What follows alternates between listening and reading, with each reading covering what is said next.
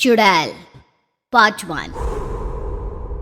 ऊंची ऊंची पहाड़ियों और घने जंगल से घिरा हुआ भैरवगढ़ गांव काली पहाड़ी के ठीक पीछे था।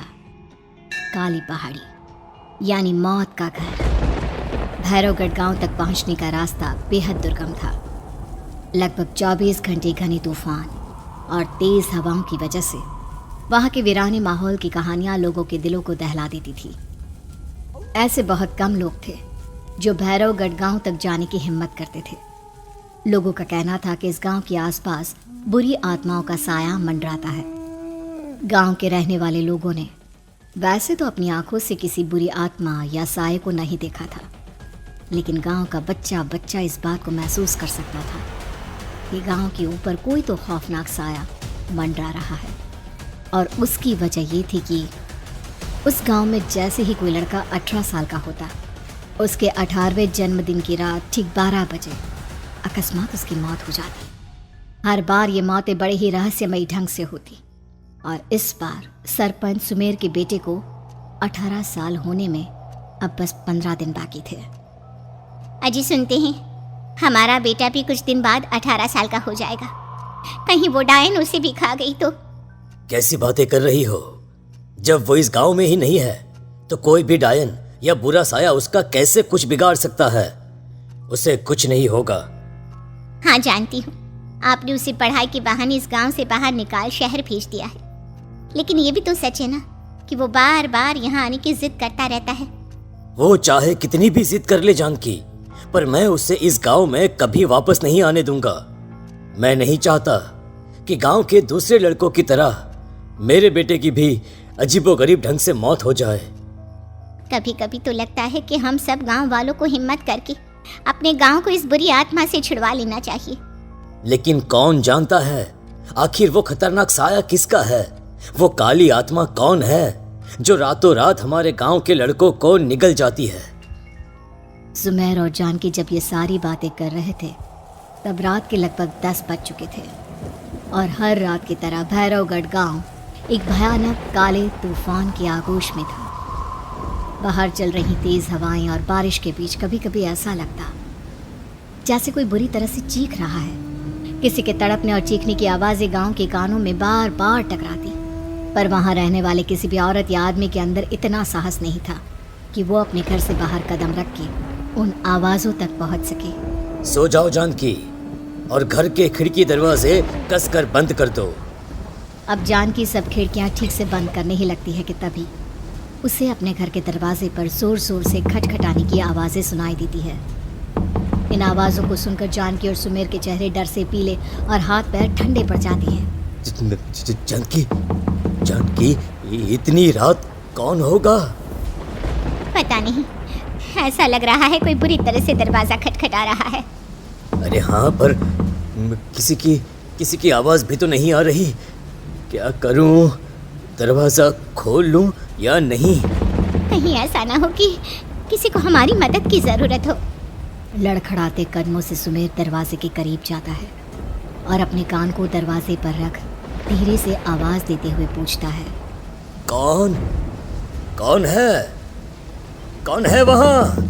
तभी एक बेहद डराने वाली आवाज उसके कानों से टकराती है। दरवाजा खोलो, दरवाजा खोलो, वरना आज की रात इस गांव में कोई जिंदा नहीं बचेगा।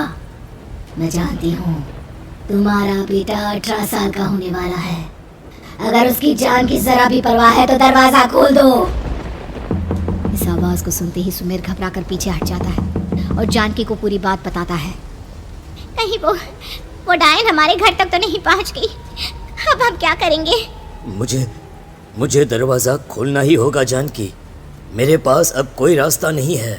इतना कहकर सुमेर डर से अपनी दोनों आंखें कसकर बंद करता है और कांपते हाथों के साथ झटके से दरवाजा खोल देता है। तभी किसी के जोर से हंसने की आवाज सुमेर और जानकी को सुनाई देती है। उस आवाज को सुन दोनों दरवाजे की तरफ देखते हैं और सामने अपने बेटे राहुल को खड़ा देख दंग रह जाते हैं। राहुल के हाथ में उसका मोबाइल होता है जिसमें से वो आवाज बज रही थी। ये क्या मजाक है? और तू यहाँ, तुझे मना किया था ना गांव में आने को, समझ में नहीं आता क्या? 18 साल का होने वाला है तू। माँ, आप लोग भी पता नहीं किन अंधविश्वास भरी बातों पर भरोसा करते हैं? क्या क्या मैं अपने घर नहीं आ सकता? आप लोगों से नहीं मिल सकता? देख बेटा, हमने तुझे किसी वजह से ही इस गांव से दूर रखा था और यहाँ आकर तूने अच्छा नहीं किया। चल चल चल, मैं तुझे अभी के अभी वापस शहर छोड़कर आता हूँ। ओफो पापा, आप बेकार की बातों से परेशान हो रहे हैं।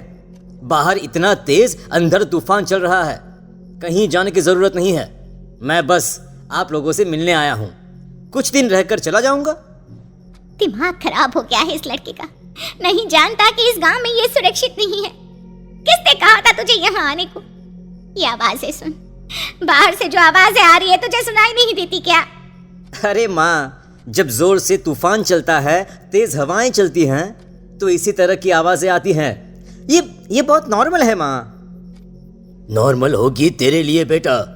4 दिन शहर में पढ़कर आया है तो अपने माँ बाप की बात नहीं मान सकता। माँ, मुझे अभी बहुत जोरों से भूख लगी है, पहले कुछ खिला दो, और रात भी बहुत हो गई है। हम इस बारे में कल बात करते हैं, ठीक है? राहुल के वापस आ जाने से जानकी और सुमेर की आंखों की नींद उड़ गई थी। खाना खाने के बाद राहुल तो अपने बिस्तर पर जाकर सो गया, लेकिन जानकी और सुमेर पूरी रात उसके कमरे के बाहर पहरेदारी करते रहे। उन्हें पल पल इसी बात का डर था कि कहीं उनके बेटे को कुछ हो ना जाए। रात बीतती है, सुबह का सूरज निकलता है। अब जैसे ही वो राहुल को नींद से जागते देखते हैं तो उन दोनों के दिल को सुकून मिलता है। अरे माँ, पापा, आप अभी तक यहीं बैठे हैं? क्या पूरी रात सोए नहीं? जिनकी जवान बेटी की जान को खतरा हो, उन माँ बाप को नींद नहीं आती बेटा। बेटा, अब तो वापस शहर चला जा। देखो माँ, मैं किसी जरूरी काम से इस गांव में आया हूँ, और वो काम पूरा होने के बाद मैं खुद यहाँ से चला जाऊंगा। काम? गांव में तेरा क्या काम है? पापा, मैं बचपन से ही इस गांव के बारे में बेहद डरावने किस्से सुनते आया हूँ, इसीलिए अब मैं उन्हीं किस्सों के ऊपर डॉक्यूमेंट्री फिल्म बनाऊंगा। रिसर्च करना चाहता हूँ कि आखिर सच्चाई है क्या। हे भगवान, लो जी, सुन लिया, और भेजो इसे पढ़ने के लिए शहर। मैंने आपसे पहले ही कहा था, मेरी बहन के पास दूसरे गांव भेज दो। ना ये शहर जाता और ना उल जुलूल की बात इसके दिमाग में आती। जानकी और सुमेर राहुल को समझाने की बहुत कोशिश करते हैं, पर वो किसी की बात नहीं सुनता और अपना कैमरा लेकर गांव के पास वाली काली पहाड़ी की तरफ निकल जाता है। अब राहुल जैसे ही काली पहाड़ी पर पहुंचता है, उसकी नजर पहाड़ी के ठीक बीचों बीच बनी एक पुरानी झोपड़ी पर पड़ती है। यहाँ भी कोई रहता है क्या? ये इंटरेस्टिंग होगा। राहुल की आवाज पहाड़ों से टकराकर उसके कानों में सुनाई दे रही थी। उसने चारों तरफ का नजारा देखकर वहां की तस्वीरें अपने कैमरे में उतारना शुरू कर दिया। तभी अचानक राहुल ने अपने कैमरे में खींची हुई तस्वीर को जूम करके देखा, और उसमें उसे जो नजर आया वो देखकर राहुल के होश उड़ गए। क्या सचमुच उस गांव के ऊपर किसी बुरी आत्मा का साया था? क्या राहुल की जान बच पाएगी? क्या देखा था राहुल ने उस फोटो में जिसे देखकर वो दंग रह गया? इन सवालों के जवाब जानने के लिए देखिए इस कहानी का अगला भाग।